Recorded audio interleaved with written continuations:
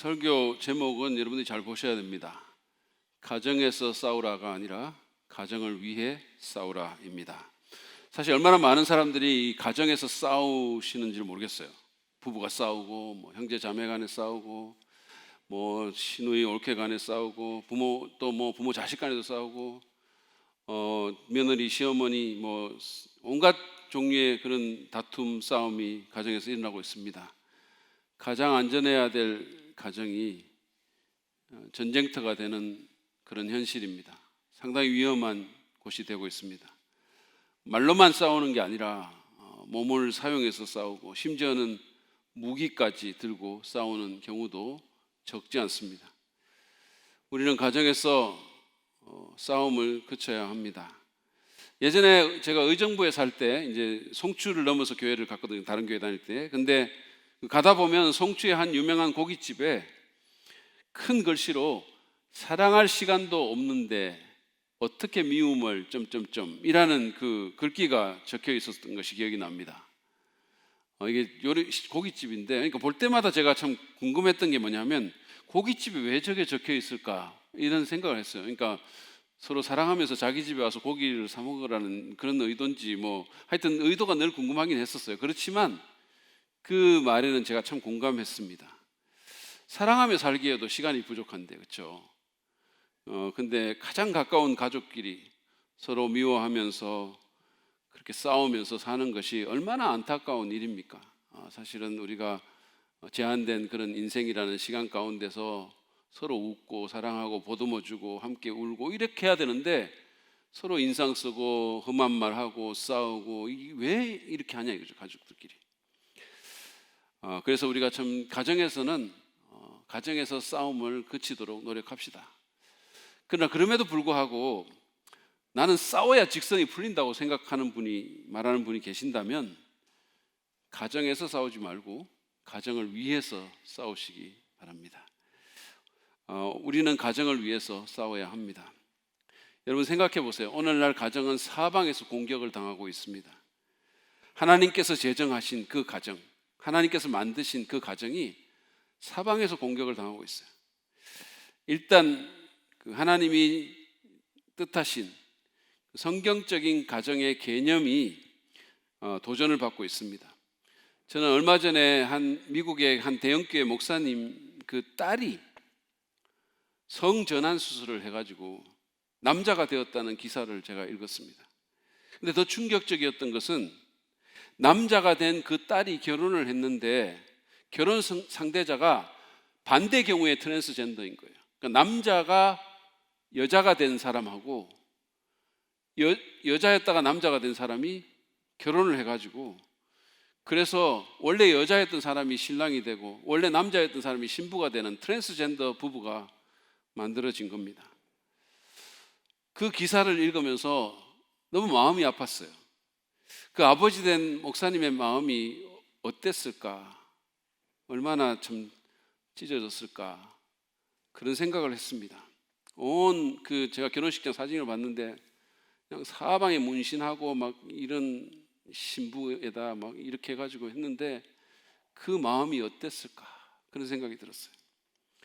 얼마 전에는 또 한 여성 방송인이, 우리나라 여성 방송인이 일본에서 누군지 알지도 못하는 그런 남자의 정자를 받아가지고 비혼 출산을 해서 상당한 화제가 된 적이 있었죠. 그분 나름의 사정이 또 있었겠지만 그러나 이것은 한 남자와 한 여자가 연합해서 서로 사랑하는 가운데 자녀를 낳고 가정을 이루라는 그 하나님의 명령에 정면으로 배치되는 그런 일이라고 말하지 않을 수가 없습니다.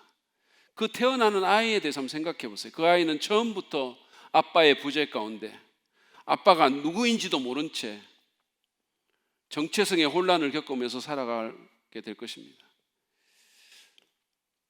이런 것들은 사실은 오늘날 가정을 공격하는 그 공격의 한두 가지에 불과합니다. 수많은 공격들이 가해지고 있는 겁니다.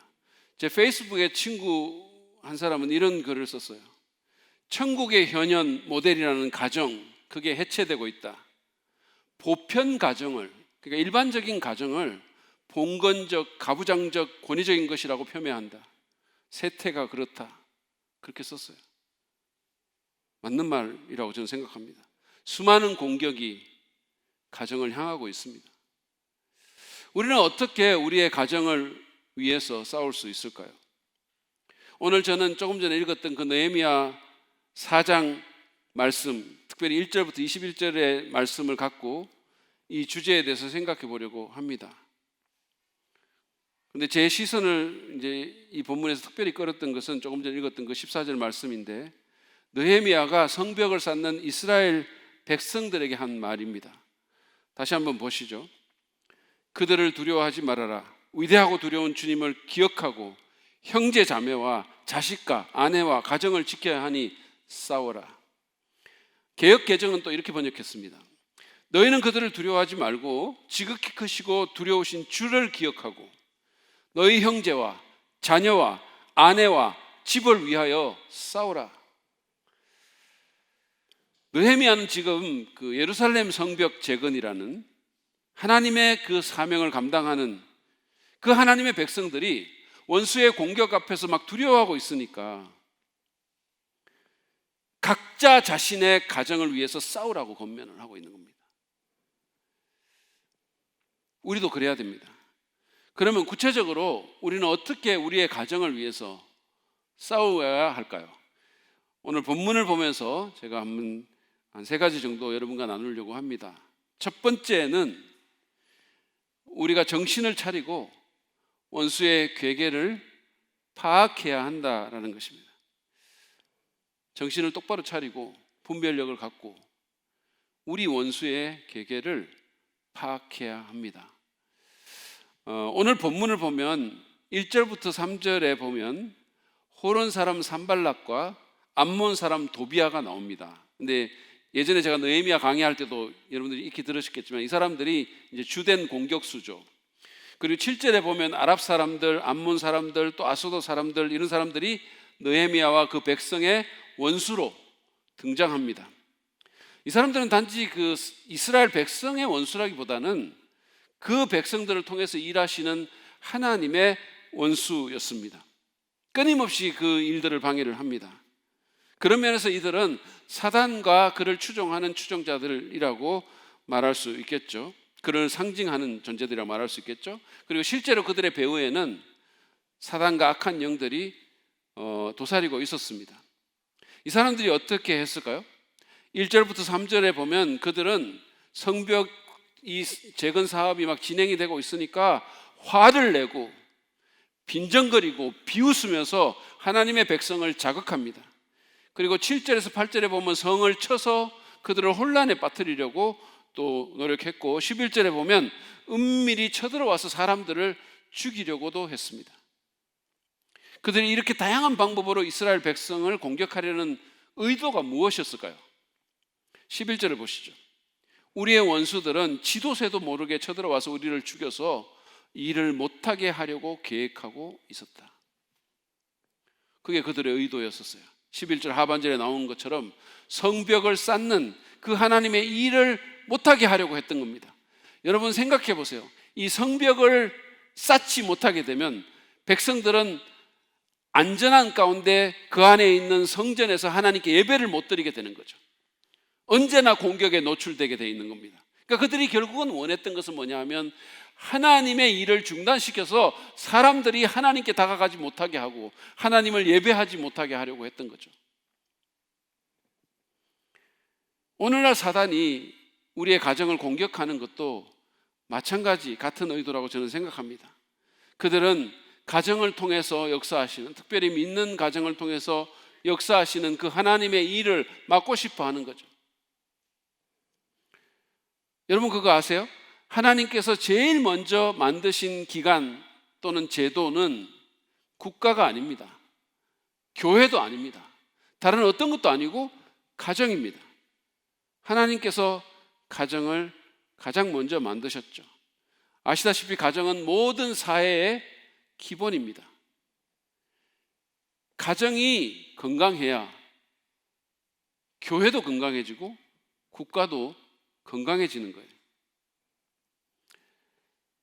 하나님께서 그 사실을 아셨기 때문에 그 어떤 것보다 먼저 가정을 만드시고 생육하고 번성하여 땅에 충만하라라는 사명을 주신 것입니다. 여러분, 이게 무슨 뜻일까요? 그것은 가정이 하나님의 프로그램에서 그만큼 중요하다는 거예요.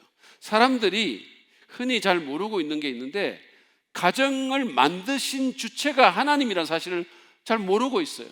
이것은 사람의 머리에서 나온 게 아닙니다. 하나님께서 가정이라는 제도를 만드신 거예요. 그러므로 우리는 하나님이 만드신 그 가정을 귀하게 여겨야 되는 겁니다. 그뿐만 아니라 하나님이 만드신 것이기 때문에 사람이 그것을 재정의하고 해체하고 다시 만들 권리가 없다는 거예요. 근데 오늘날 그런 일들이 막 자행되고 있습니다. 사단이, 하나님이 만드신 것을 너무 싫어하는 그 사단이, 하나님이 소중히 여기는 것을 너무 싫어하는 그 사단이 계속해서 집요하게 가정을 공격하는 거예요. 사단은 하나님이 좋아하는 건 무조건 싫어합니다.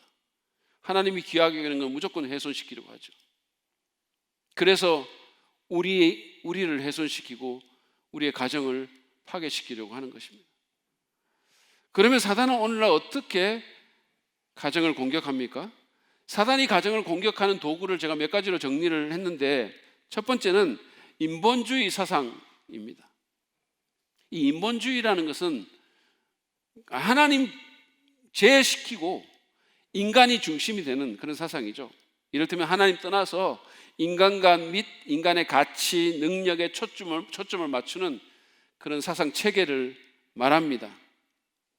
하나님이 모든 것을 만드시고 하나님이 주인이 되어야 되는데 인간이 주인이 되고, 인간의 가치, 인간의 능력, 인간의 인권, 이런 것에 온통 집중하는 사상 체계죠. 근데 이 인본주의 사상은 우리가 읽는 책과 TV 방송과 교육기관 등을 통해서 끊임없이 우리에게 옵니다. 사단이 그런 것들을 통해서 계속 우리의 가정을 공격하고 하나님의 말씀과는 맞지 않는 거짓말을 퍼뜨리는 거죠. 한 예를 들면 여성 해방 운동을 하는 케이트 밀렛이라는 사람은 자신의 책인 성적인 정치에서 가정은 여성을 억압하고 예속시키기 때문에 반드시 없어져야 한다라고 주장합니다. 영국인 의사인 데이비드 쿠퍼는 가정의 죽음이라는 자신의 책에서 사회가 할 수 있는 최고의 일은 가정제도를 아예 폐지시키는 것이다 라고 주장합니다. 이런 것들이, 이런 인본주의 사상들이 우리가 읽는 책, 우리가 보는 TV, 우리가 받는 교육을 통해서 우리와 우리 자녀들에게 계속해서 들어온다는 거예요. 두 번째 또 다른 도구는 도덕적 상대주의입니다. 옳고 그름의 절대적인 기준이 오늘날 사라지고 있습니다. 서론에서 제가 잠깐 소개한 것처럼 가정은 한 남자와 한 여자가, 그리고 또 그 자녀들로 이루어지는 그런 하나님의 기준이 무시되고 있고 온갖 형태로 재정의되고 있습니다. 사사시대처럼 사람들은 각각 자기 마음에 옳은 대로 행동하는 거예요. 도덕적인 상대주의입니다. 예전에는 옳았을지 모르지만 지금은 아니고, 예전에는 아니었을지 모르지만 지금은 옳고, 여기서는 맞고 저기서는 틀리고, 이런 생각이 팽배해 있는 거예요. 너한테는 맞고 나한테는 아니야, 이런 거죠. 절대적인 기준이 없어지는 겁니다. 또 다른 도구는 각종 미디어입니다. 텔레비전과 인터넷 그리고 온갖 영상 매체들이 가정을 침공하고 있습니다.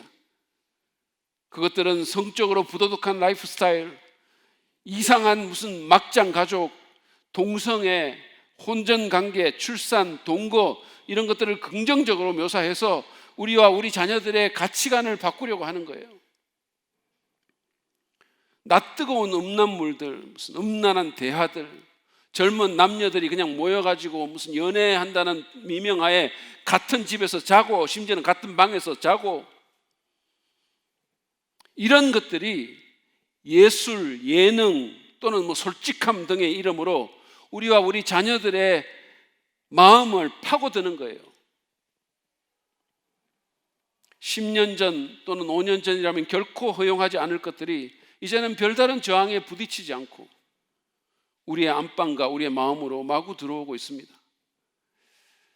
마지막으로 세속적인 가치관입니다.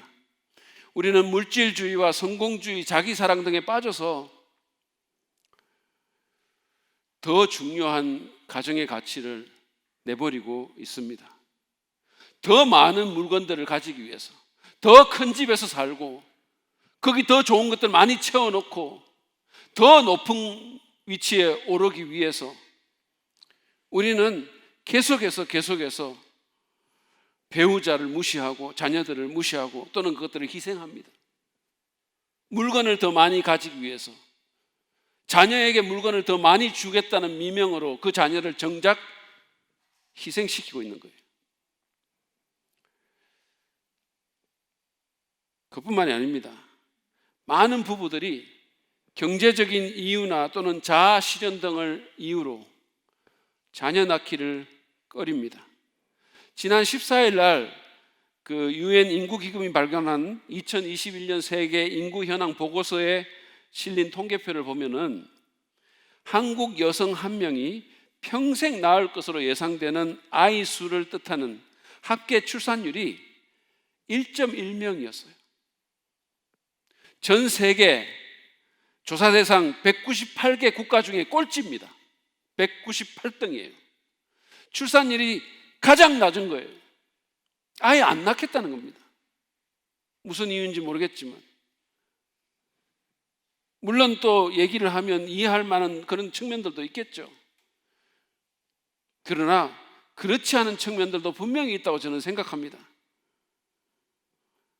우리나라가 물질주의 지수가 엄청나게 높은 나라예요. 미국보다 더 높은 나라입니다. 우리나라가 미국보다 더 잘 살지는 못하지만 더 물질주의적이에요. 저는 저출산율도 그것과 결코 관계가 없다고 생각하지 않아요. 이렇게 가면 여러분, 가정이 사라지는 거죠. 왜냐하면 2명이 1.1명으로 줄어드니까. 그러면 그 1.1명은 0.5명으로 줄어들죠. 그러면 가정이 사라지고, 가정이 사라지면 대한민국이라는 나라가 없어지는 겁니다. 심각하게 생각해야 될 문제예요. 우리는 가정을 공격하는 원수의 정체와 그 계계를 파악하고 경계해야 됩니다. 제가 앞에서 말씀드린 것처럼 가정을 공격하는 도구는 정말 다양해요. 그리고 그 방식도 정말로 여러 가지가 있습니다. 아주 창의적으로, 매우 매력적으로 그것들은 우리의 가정들을 공격합니다. 그리고 그 모든 배후에는 하나님의 일을 좌절시키려는 사탄이 있음을 우리는 반드시 기억하고 정신을 차려야 되는 겁니다. 아무 생각 없이 살면 안 되는 거예요. 그냥 재밌다고 그냥 무조건 그냥 받아들이고 웃고 그냥 그러면 안 된다는 거예요. 좀 피곤하더라도 정신 차리고, 그래서 TV를 보더라도 책을 읽더라도 누군가 대화를 나누더라도 생각하면서 그게 우리 가정에, 우리 자녀들에게, 우리 부모님에게 해가 될 요소는 없겠는지 의심하고 경계해야 한다는 거예요. 지난 금요일 날 제가 그 작은 도서관 수업을 하는 우리 박수영 사모님하고 청년부의 혜미를 2층 엘리베이터 앞에 그 벤치로 제가 이렇게 와서, 거기 보면 예수 십자가가 있고 아주 예쁜 벤치가 있어요. 그래서 제가 거기 사람이 좀 앉아가지고 사진을 찍으면 어떻게 나올까 좀 보고 싶어가지고 테스트 한다고 이렇게 불렀거든요. 그래가지고 한번 앉아보라고 얘기를 하니까 박수정 사모는 좋다고 금방 앉는데 웃으면서, 혜미가 이러다가 이번 주 이 사진 설교 때 나오는 거 아니에요? 이렇게 말을 하는 거예요. 그러면서 경계를 딱 하더라고. 이거 당장 이번 주 설교에 나오는 거 아니야? 뭐 이렇게. 여러분, 혜미처럼 해야 되는 거예요. 정신 차리고 경계를 해야 되는 겁니다. 제가 사진 안 낸다고 했으니까 사진은 안 내는데 이 이야기는 안 한다고 말을 안 했기 때문에 이야기를 하는 거예요. 제가. 우리 박수영 사모님처럼 하지 말고 혜미처럼 해야 됩니다. 담임 목사를 의심하라는 말이 아니라 세상의 선정과 온갖 주장들과 다양한 활동들을 그냥 받아들이지 말고 정신을 차리고 경계하는 가운데 평가하며 분별하라는 거예요. 얼마나 위험한 것들이 우리가 웃고 재밌다고 말하는 사이에 우리의 마음속으로, 우리 자녀들의 마음속으로 들어오는지 모른다는 거예요. 얼마나 교묘하게. 정신 차립시다. 그리고 그 괴계를 분별합시다. 그래야 우리의 가정을 위해서 싸울 수가 있고 우리 가정과 자녀들을 지킬 수 있습니다. 두 번째로 우리는 기도해야 합니다. 기도해서 싸워야 돼요. 원수의 공격이 있었을 때 느헤미야가 제일 먼저 했던 게 뭔지 아십니까? 그것은 바로 기도였었어요. 여러분 4장 4절 5절 말씀 보시죠. 우리의 하나님 들어주십시오. 우리가 이렇게 업신여김을 받고 있습니다. 제발 우리에게 퍼붓는 그 욕이 그들에게 되돌아가게 하여 주십시오. 그들이 노략을 당하게 하시고 남의 나라로 끌려가게 하여 주십시오. 그들의 죄를 용서하지 마시고 그들의 죄를 못 본 채 하지 마십시오. 그들이야말로 성을 쌓고 있는 우리 앞에서 주님을 모욕한 자들입니다. 그런데 이 기도의 일부 내용은 좀 솔직히 당황스럽습니다. 그렇죠? 예수님은 원수들의 죄를 용서해 달라고 기도하셨는데 느헤미야는 그 죄를 용서해 주지 말라고, 퍼붓는 그 욕이 그들에게 되돌아가게 해달라고 그렇게 기도하잖아요. 물론 이 기도문이 사실은 그분들은 십자가 저 뒤편에 있었던 사람이고 저희들은 십자가 이쪽 편에 있는 사람이니까 이 기도문이 십자가 이편에 있는 우리를 위한 모델 기도문은 분명히 아닙니다. 그러나 느헤미야나 우리나 다 연약한 인간이기에 때때로 이렇게 자기 감정을 하나님 앞에서 솔직하게 털어놓고 분노와 억울함을 푸는 것도 필요한 겁니다. 그래서 여러분 성경에 이런 식의 기도가 시편에도 나오고 여러 군데 나오는 거예요. 우리가 약하니까 우리가 그냥 이렇게 좀 한번 풀으라는 거죠. 그것도 하나님 앞에서. 저는 지난주에 모든 사람을 위한 성경 묵상법이라는 책을 쓰신 그 책의 저자인 김기현 목사님이 쓴 시편으로 성질 부리기라는 칼럼을 제가 페북에서 읽었어요. 그게 이제 기독교 신문에 실리는데 원래 이분이 기고를 할 때 시편으로 성질 부리기가 원래 제목이 아니고 자기가 원래 줬던 제목은 대단히 죄송합니다만 그분이 했던 말이니까 그대로 인용합니다. 시편으로 지랄하기라는 제목을 해가지고 올린 거예요. 그래가지고 그 글에서 그분은 시편의 복수 시편에 대한 이야기를 하는데 원수가 고통을 가하면 자기는 그 복수 시편으로 성질을 부린다는 거죠. 그게 오히려 건강하다는 거예요. 그래서 그분도 목회를 하다 보니까 여러 가지 일을 만나니까 자기가 막 그렇게 했다는 거죠. 너무 막 돌겠으니까 이 복수 시편을 읽으면서 그냥 하나님 앞에서 성질 부린다는 거예요. 그게 오히려 정신적인 건강에 건강하다 이렇게 이제 주장하는 거예요. 근데 거기 보면 그 글 중에 이런 내용이 나옵니다. 제가 그대로 읽을 테니까 뭐 조금 불편하더라도 그냥 들으세요. 내가 미치지 않고 누군가를 죽이지도 스스로 죽지도 않은 비결은 내 나름 그나마 거룩하게 지랄을 떨었기 때문이다. 한스러운 것은 좀 더 많이 복수 시편을 읽지 않은 거다. 그랬더라면 내 자신에게, 가족에게, 주변 사람들에게 성질을 훨씬 적게 부렸을 것인데 말이다. 포인트를 아시겠죠? 그래서 제가 댓글에 그분 말 그대로 해가지고 시편으로 거룩한 지랄을 좀 자주 떨어야 되겠네요 라고 이렇게 댓글을 써줬어요. 근데 저는 너무 거룩하기에 그러지 않습니다. 거룩한 그것도 안 해요. 왜 아멘은 안 하십니까? 근데 느헤미야가 지금 그 김 목사님의 표현처럼 그 거룩한 그것을 떨고 있습니까? 물론 그런 측면도 있겠죠. 그렇지만 이 기도에서 그는 자기의 원수들을 주님의 원수로 보는 거예요. 그래서 하나님의 정의를 구하고 있는 겁니다. 그 기도문 뒤에 보면 제일 끝에 보면 그들이 자기들 앞에서 주님을 욕했다라고 말을 하고 있는 거예요. 그래서 원수의 공격에 기도로 맞서고 있는 거죠. 그것이 중요하다는 거예요. 원수의 공격에 육신적으로 대응하지 않고 가장 먼저 하나님께 나아가서 기도로 응수했다는 거예요. 그것이 중요합니다. 여러분 우리도 그래야 됩니다. 왜냐하면 가정을 위해서 싸울 때 우리의 가장 효과적인 무기는 다름 아닌 기도이기 때문입니다. 우리는 하나님께 우리 가정을 지켜달라고 기도해야 합니다. 저는 주일 새벽에 교회 중보기도실에 와서 이렇게 그날 예배를 위해서 기도를 합니다.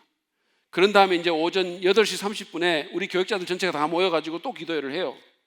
근데 제 개인 기도 때나 아니면 교육자 기도회 때 교회를 위해서 기도할 때 빠지지 않는 것 중에 하나가 교회와 예배에 사단 마귀가 틈타지 않게 해달라는 그런 기도를 해요. 악한 마귀의 공격으로부터 교회를 지켜달라고 그렇게 우리가 기도를 합니다. 근데 여러분, 가정을 위해서도 우리는 그렇게 기도해야 합니다. 제가 아까 말씀드린 것처럼 마귀는 가정을 너무 싫어합니다. 가정이 잘 되는 꼴을 못 보는 거예요. 제 말의 뜻은 무슨 부자가 되고 자녀가 인류대학 가는 그런 잘 되는 게 아니라 진짜 하나님 보시기에 잘 되는 그 꼴을 그냥 보고 있지 못한다는 뜻입니다. 왜냐하면 하나님께서 그 가정을 만드셨고 그것을 사랑하시고 그것을 소중히 여기시고 그 잘 되는 가정을 통해서 영광을 받으시기 때문에 마귀가 그냥 있지를 못한다는 거예요. 여러분 생각해 보십시오. 마귀가 제일 먼저 공격한 게 뭡니까? 그것도 가정이에요. 가정이죠. 에덴 동산에 있는 첫 번째 가정을 마귀가 공격한 거예요. 하나님을 사랑하는 그 가정을 그가 공격한 겁니다. 기억하십시오. 마귀는 우리의 가정을 노립니다. 그래서 우리가 가정을 위해서 기도해야 되는 거예요. 여러분은 가정을 위해서 기도하십니까? 여러분의 부모님과 배우자와 형제 자매와 자녀들을 위해서 기도하시나요? 욥기 1장 5절에 보면 아버지로서의 욥이 그 자녀들을 위해서 제사 드리는 그런 장면이 나옵니다. 한번 보시죠. 잔치가 끝난 다음 날이면 욥은 을의 아침에 일찍 일어나서 자식들을 생각하면서 그들을 깨끗하게 하려고 자식의 수대로 일일이 번제를 드렸다. 자식 가운데 어느 하나라도 알지 못하는 사이에라도 하나님을 저주하고 죄를 지었을 수도 있다고 생각하여 잔치가 끝나고 난 뒤에는 늘 그렇게 하였다. 욥은 자기 가정의 제사장 역할을 하면서 아침 일찍 자식들의 수대로 일일이 번제를 드렸습니다. 여러분 한번 상상해 보세요. 욥이 첫째 아이를 위해서 양을 잡습니다.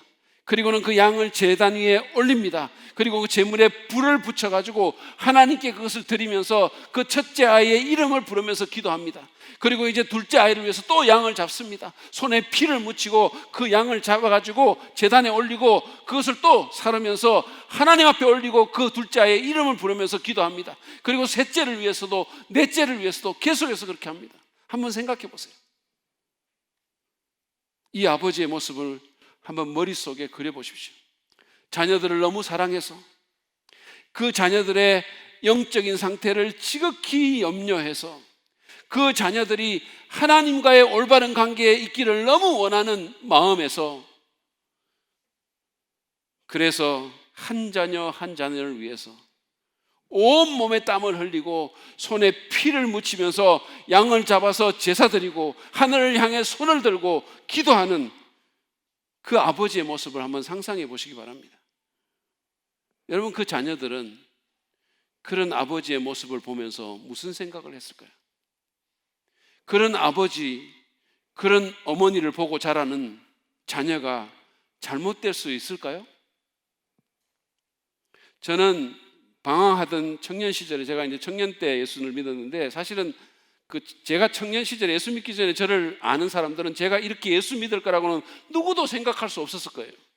목사는 말할 것도 없고 저 인간이 예수 믿는다는 것은 있을 수 없는 일이다 그렇게 생각했을 거예요.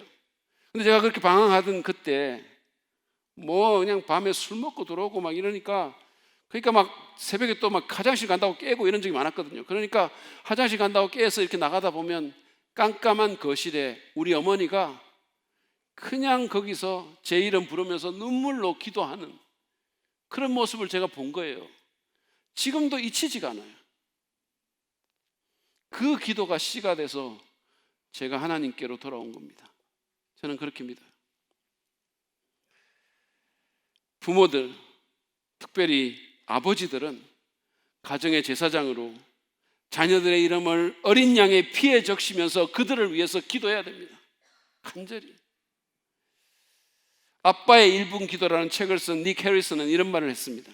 모든 크리스천 아빠의 첫째 의무는 자녀들을 위해 규칙적으로 기도하는 것입니다. 자녀들의 행복, 건강, 미래, 친구 등 모든 것을 위해 기도합니다. 이는 아빠가 절대로 놓치지 말아야 할 위대한 특권입니다. 자녀의 이름을 부르며 한 명 한 명 기도하십시오. 여러분, 기도합시다. 가족을 위해 기도합시다. 우리의 배우자, 부모님, 형제, 자매, 자녀들, 그 각 사람이 다 사단의 공격에 노출되어 있는 겁니다. 그들의 삶과 그들의 영혼에 어떤 일이 벌어질지 우리는 모르고 우리는 통제할 수도 없는 거예요. 특별히 자녀가 막 이렇게 또 멀리 있거나 이렇게 하면 뭐 어떻게 합니까? 우리가 어떻게 그것을 통제합니까? 하나님께 기도하는 것이 최상의 전략입니다. 무릎 꿇고 그 이름 부르면서. 철로 역정의 저자인 존 버녀는 이렇게 말했습니다. 기도한 후에는 기도 이상의 일을 할 수 있지만 기도하기 전에는 기도 이상의 일을 할 수 없다. 기도하면 기도한 이상의 일이 벌어진다는 거예요. 하나님만이 하실 수 있는 하나님 클래스의 일이 일어날 수 있다는 얘기입니다. 여러분, 여러분의 가정에 비범한 일이 있기를 원하십니까? 여러분의 자녀들의 삶 가운데 비범한 일이 있기를 원하십니까? 기도합시다. 기도로 싸웁시다. 무엇보다도 구원받지 못한 가족이 있다면 그들이 예수님을 믿고 하나님의 자녀가 되도록 기도합시다. 간절히 기도합시다. 특별히 우리 자녀들의 그 구원을 위해서 기도합시다. 그들의 참된 안녕과 성공적인 삶을 위해 그것보다 더 시급하고 본질적으로 중요한 것은 없습니다. 여러분 기억하십시오. 기도는 가정을 위한 싸움에서 우리에게 가장 효과적이고 전략적인 무기입니다. 기도로 싸웁시다. 무릎으로 싸웁시다. 세 번째로 우리는 우리를 위해 싸우실 크신 주님을 의지해야 합니다. 느헤미야는 원수의 공격에 대해 백성들이 두려워하는 것을 보고 14절에서 그들을 두려워하지 말고 위대하고 두려우신 하나님을 기억하라고 했어요. 그러면서 자기 가족을 위해서 싸우라고 권면합니다. 백성들은 그의 격려에 힘을 얻어가지고 느헤미야의 말처럼 그렇게 싸웠어요. 그것이 15절 이하에 쭉 나오는 말씀이에요. 그들은 주님을 바라보면서 두려움을 극복하고 싸움에 임했고 하나님의 사명에도 임했어요. 낙심하거나 포기하지 않고 하나님께서 맡기신 일을 한 것입니다. 그러자 주님께서 그들을 위해 싸우셨어요. 15절에 보면 이런 말이 나옵니다. 하나님이 그들의 음모를 헛되게 하셨으므로 우리는 모두 성벽으로 돌아와서 저마다 하던 일을 계속하였다. 하나님께서 원수의 음모를 헛되게 하셨다고 했습니다. 하나님이 하셨다는 거예요. 그분이 자기 백성을 위해서 싸우신 것입니다. 그래서 힘을 얻은 느헤미야는 싸움에 대한 두 번째 권면에서 백성들에게 아예 이 사실을 선포합니다. 20절을 보시죠. 어디에서든지 나팔 소리를 들으면 그 소리가 나는 곳으로 모여와서 우리와 합세하여라. 우리 하나님이 우리 편이 되어서 싸워주신다. 우리 하나님이 우리 편이 돼서 싸워주신다. 우리가 낙심하지 않고 주님께서 맡기신 일을 하며 버티고 서서 싸움에 임한다면 하나님이 우리 편이 돼서 싸워주신다고 말씀하는 거예요. 그리고 실제로 우리는 느헤미야서를 보면서 하나님께서 그렇게 하셔서 그 백성들이 원수들의 집요한 공격에도 불구하고 예루살렘 성벽 재건의 사명을 감당하게 하신 것을 알고 있습니다. 그리고 그 모든 가정들을 지키시고 목록에 올려놓은 것도 알고 있습니다. 때로 우리는 우리의 가정에 대한 원수들의 공격이 너무 전방위적이고 너무 강해서 또는 때로 너무 교묘하고 교활해서 위축되거나 낙심하거나 두려워합니다. 때로 이 싸움이 너무 길거나 앞이 보이지 않아서 지치기도 하는 거예요. 자녀의 구원을 위해서 10년을 기도했는데 15년을 기도했는데 부모님의 구원을 위해서 20년을 기도했는데 온갖 싸움을 다 싸웠는데 이게 너무 길어지니까 지치는 거죠. 때로 우리 주변에 너무 많은 가정들이 우리와는 달리 하나님과 아무 상관없이 살아서 그래서 우리만 이상한 것 같고 또는 우리만 손해보는 것 같고 우리 애만 손해보는 것 같고 그래서 외로워지거나 또는 또래 집단의 압박을 느끼거나 심지어는 자기 연민에 빠지기도 합니다. 때로 도저히 이길 수 없다는 패배의식에 젖어서 그냥 포기하기도 하는 거죠. 근데 여러분 그럴 때 우리는 위대하고 두려우신 크신 우리 하나님을 바라보고 기억하고 의지해야 합니다. 그분이 우리의 원수보다 더 크신 분이십니다. 그분이 더 두려우신 분입니다. 그분이 모든 것을 지고 계신 분이십니다. 요한의 표현에 따르면 우리 안에 계신 이가 세상에 있는 이보다 더 큽니다. 비교할 수 없이. 그러므로 포기하지 말고 낙심하지 말고 계속해서 싸웁시다. 남들이 뭐라고 말하더라도, 구식이라고 하더라도, 봉건적이라고 놀리더라도 말씀의 원리를 지키면서 성령의 검, 곧 하나님의 말씀으로 싸웁시다. 수많은 가정이 세속의 탕류에 흘러간다 하더라도 여호수아처럼 나와 내 가족은 하나님을 섬기겠노라고 선언합시다. 그러려면 나 자신부터 먼저 내 앞에 다가오는 죄의 유혹과 싸워야 합니다. 너무 쉽게 그것들이 들어오게 해서는 안 된다는 말이에요. 제가 학교에서 이렇게 우리 신학생들을 대상으로 수업을 하다 보면 그 중에 좀 이렇게 좀 잘 조는 학생들이 있어요. 특별히 이렇게 좀 졸음이 많은 학생들이 있어요. 근데 그들을 이렇게 보고 있으면 그들이 막 이렇게 이 졸음과 싸우는 그런 모습을 제가 보는 거예요. 그러면 막 그 모습이 너무 애처로워요. 막 이 눈꺼풀이 내려오는데 그거를 막 들어 올리려고 막 애를 쓰는 거죠. 근데 이제 그 졸음이 많은 학생들 보면 두 부류의 사람이 있습니다. 어떤 학생들은 이 처지는 눈꺼풀과 필사적으로 싸우다가 그래도 안 되면 자리에서 일어나요.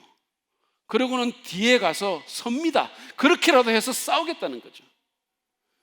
우리 정재영 전도사님이 그런 케이스였어요. 이게 뭐 칭찬인지 욕인지는 잘 모르겠지만 하여튼 그렇습니다. 그런데 또 어떤 부류는 너무 쉽게 그냥 굴복하는 거예요. 너무 쉽게. 그냥 이 눈꺼풀 내려오는데 이걸 들려고 조금 애 안 쓰고 그냥 내려오시게 하는 거예요. 그러면 이렇게 하는 거죠. 누구라고 제가 말은 안 하겠습니다. 여러분, 죄의 유혹에 대해서도 마찬가지예요. 너무 쉽게 굴복하지 맙시다. 싸웁시다. 싸워야 돼요. 그리고 우리 가족을 위해서, 내 자녀와 배우자를 위해서, 우리 부모님을 위해서, 우리 가정을 위해서 믿음으로 버티고 써서 싸웁시다. 무엇보다도 내 배우자나 자녀들이 어떻게든 믿음을 가질 수 있도록, 예수 그리스도의 그 십자가 은혜를 경험하고 그 마음 가운데 성령님이 들어가서 새로운 생명력으로 꿈틀거릴 수 있도록 기도합시다. 싸웁시다. 계속해서 노력합시다.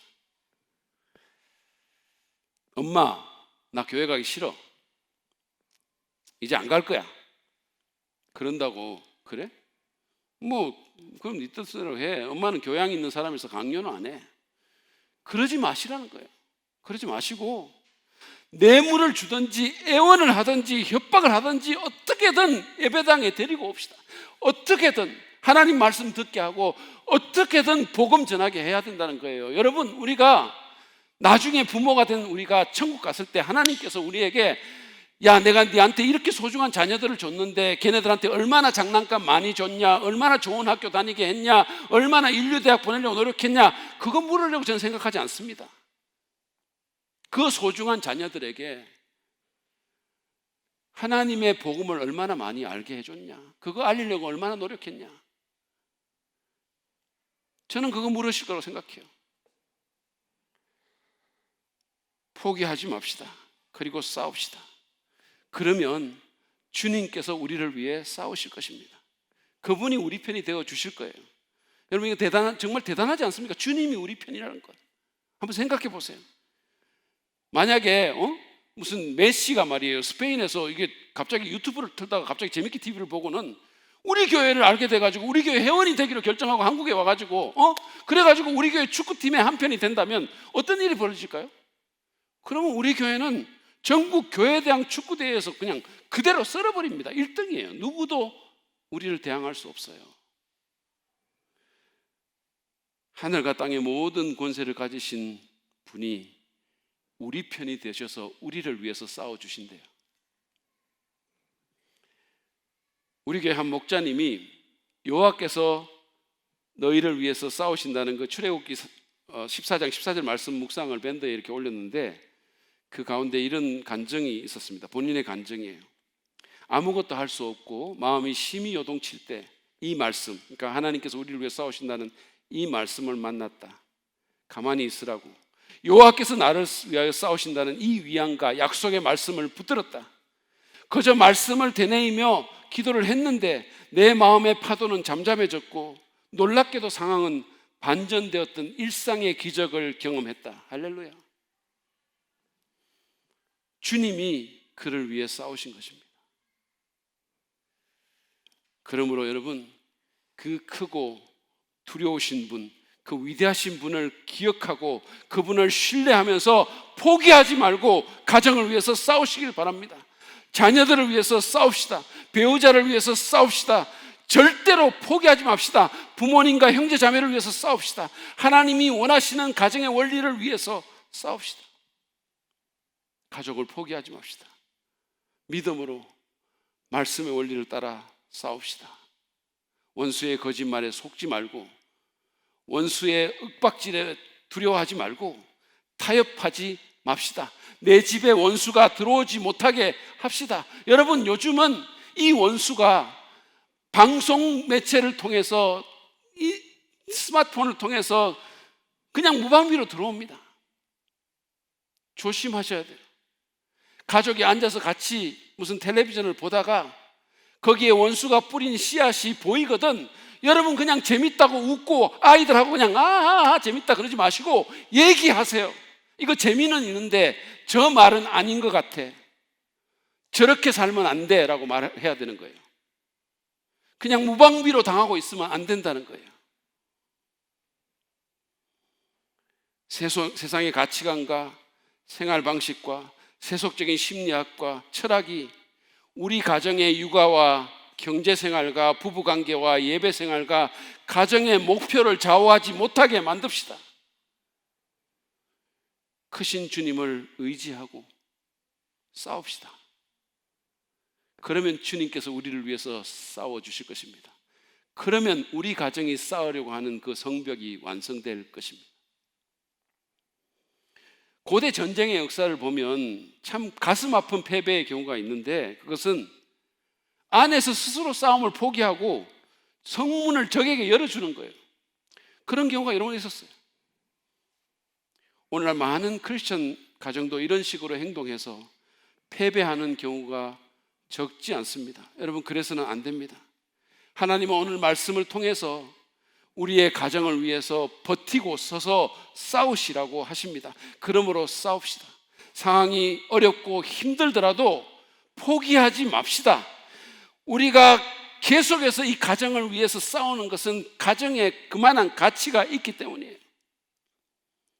우리의 가정에는 너무나 많은 것이 걸려있기 때문에, 너무 많은 것이 걸려있기 때문에 스스로 성문 열고 원수에게 항복하면 안 됩니다. 스스로 주저앉으면 안 되는 거예요. 지켜야 돼요. 이를 악물고 버티고 서서. 가정을 지키기 위해, 자녀와 배우자와 형제 자매와 부모님을 지키기 위해 끝까지 싸우는 저와 여러분 되시기 바랍니다. 오늘 말씀에서 배운 것처럼 정신을 차려서 원수의 계계를 파악하고 가정을 위해서 간절히 기도하며 우리를 위해서 싸우실 그 크신 주님을 의지하며 싸우는 저와 여러분 되시기를 바랍니다. 그러면 주님이 우리 편이 돼서 싸워주실 것입니다. 주님이 우리를 위해서 싸우시면 우리는 승리합니다. 그런 축복이 여러분 모두에게, 우리 모든 가정들에 있기를 간절히 축원합니다.